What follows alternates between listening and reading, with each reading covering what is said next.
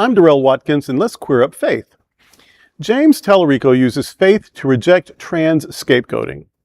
Texas Democratic state lawmaker and Presbyterian seminarian James Talarico appeared on MSNBC's The Rachel Maddow Show, putting his Christian faith at the center of his national message against anti-LGBTQ legislation and trans scapegoating.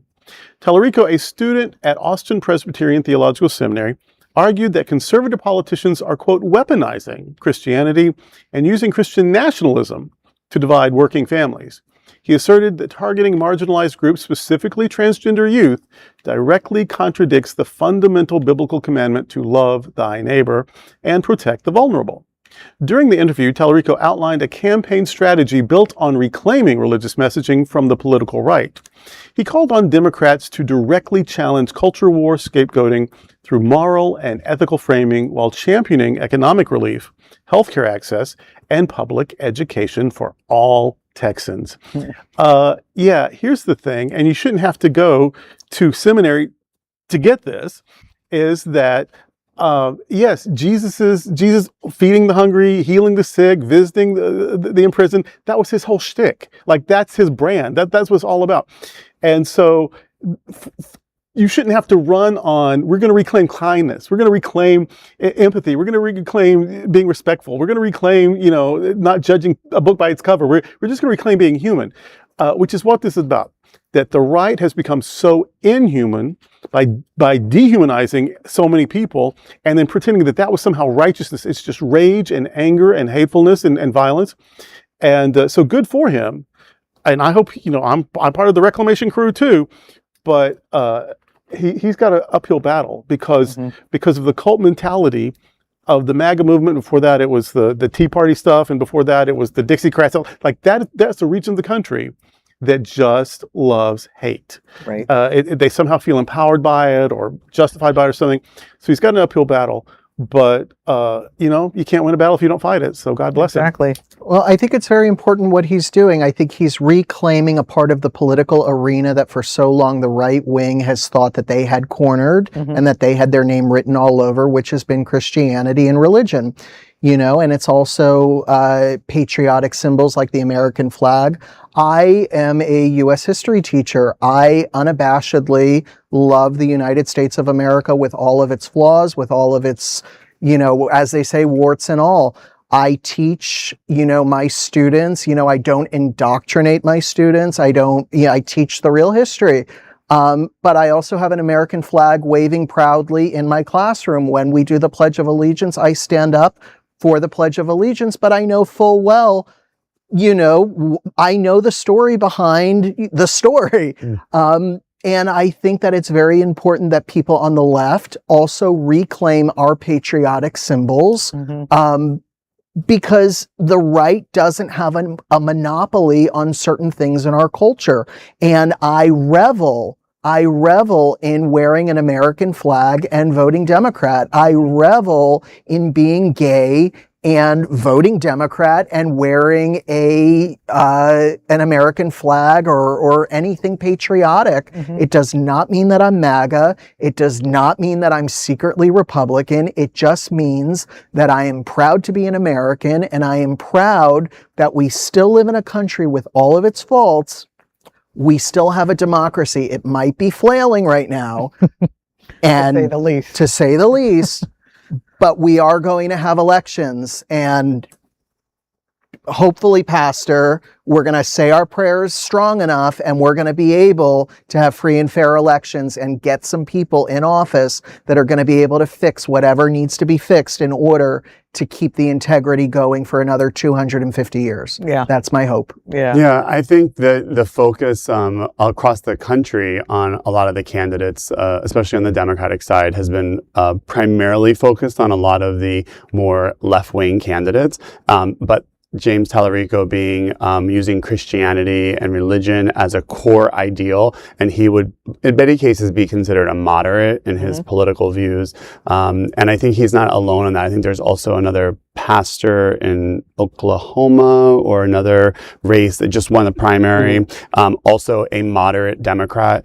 And I think that these are the ways we can make inroads with that gulf of people that are in the middle, what was once referred to as the moral majority, right? Which was neither. Which was neither. However, a lot of those voters that might be inside that contingency are people that voted for, a adjudicated rapist, adjudicated felon, and so their morals are out the window. Yeah. So the Democrats have a wide path here to reclaim people that believe in the golden rule or believe in treating thy neighbor as you want to be treated. In Texas alone, I mean, so many Latinos, my partners, from South Texas, a lot of his family, were in favor of Trump for the reason of because they work on oil rigs and they were afraid that Democrats were going to take away their jobs, and so they didn't think, they're going to throw half of our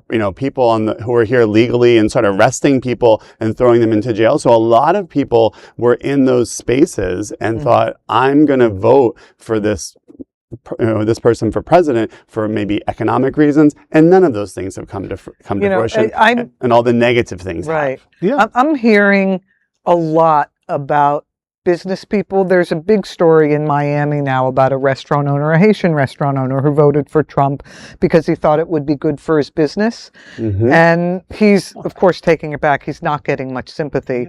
But, when you're a business owner and you are making a decision like that, and you are only considering your business and not considering the community around you, you are going to step into a big hole. I mean, this guy now, some of his top executives are Haitian on TPS, so they're gone. Right. He's going to have to close some of his. Is going to suffer so much because of these. Oh yeah, I mean, not only that, the service community. There's more than just medicine. Who's going to help in our restaurants? And he, this guy even said Americans don't want these jobs. But, and he was referring to Black Americans, which made the community go up in an uproar. But then the question is, are business owners taking advantage of these people who were on TPS and paying them so poorly that no wonder, other people don't want the jobs, because you're getting away with paying people who are here on temporary protected status, and now they're gone. This is a moral deficiency, though. Yeah. This is a moral deficiency that I think this is going to work for me. It's about me. I think I'm going to get something out of this, and so I'm going to stick with this, even though all these people are going to be hurt. But guess what? The leopard always gets to everybody's face. Right, exactly. Yeah, and that's what it is. You can't. I don't think you can fault people for voting on the issue that's the most important thing to them. And if it's their livelihood, I think that there's a reason why that happens. It's just that is now coming the reality of that is that it was all a fraud. But none of those things have. I think it's the chosen naivete, though. I mean, because he's been very clear about who he is for decades. True. Yeah, and true. But people hear what they want to hear. That's what they do. They hear what they want to hear. Yeah, but when you hear what Trump was spouting about immigration, and he's a Haitian American, owns Haitian restaurants, has mostly Haitian employees, most of his customers are the Haitian community, and you're listening to what this guy is saying about immigration and saying that Haitian people are eating cats and dogs, and you're completely... It baffles the mind that people have been able to be. What about your community? That line of thinking. Because everybody thinks they're exceptional. Yes. It's rugged individualism, which is what the country's built on. So I mean, I'm not a Haitian immigrant, so I don't want to put myself in their shoes to speak for them. But I would think that if he owns a restaurant, he probably thinks, I'm not like them. I'm not those people. And also, I would think that, Donald Trump was not successful in the things that he did in his first term. So a lot of people thought, this is all just a lot of bluster.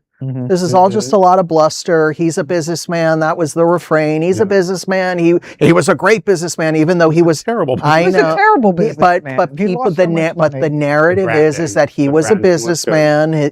You know, so I guess that's what people went on. And like I said, people, you know, this country was built on rugged individualism and exceptionalism, and people think that they're exceptional, and people are just frustrated, temporarily exiled millionaires, and don't take away their opportunity to gain the riches that are on the way for them, even when they're not, you know? Well, joke's on them. Well, it's sad because it shouldn't sad. be a joke on them. you No, know? I mean, it's sad Let's have- because yeah. he's talking about closing some restaurants. Now, maybe the restaurant he has in the airport won't be affected, but the restaurants that are within the Haitian community, people have said It's not just outright, the Haitian I'm community, it's not the going. Venezuelan community that's having the same Exactly, issue. yeah. It's the Colombian. It's the Colombian, you know, it's... They just had an earthquake. And again, contingencies of people that voted for this administration and are now being negatively impacted. And listen, let's hope that these, you know, this realization is what it takes to obviously create change. Yeah, let's see if it's reflected in the midterms, because I'm sure hoping it will be. Yes. There is no other queer nonprofit media platform like this in the entire world. Support our LGBTQ stories by sharing them and subscribing to Queer News Tonight.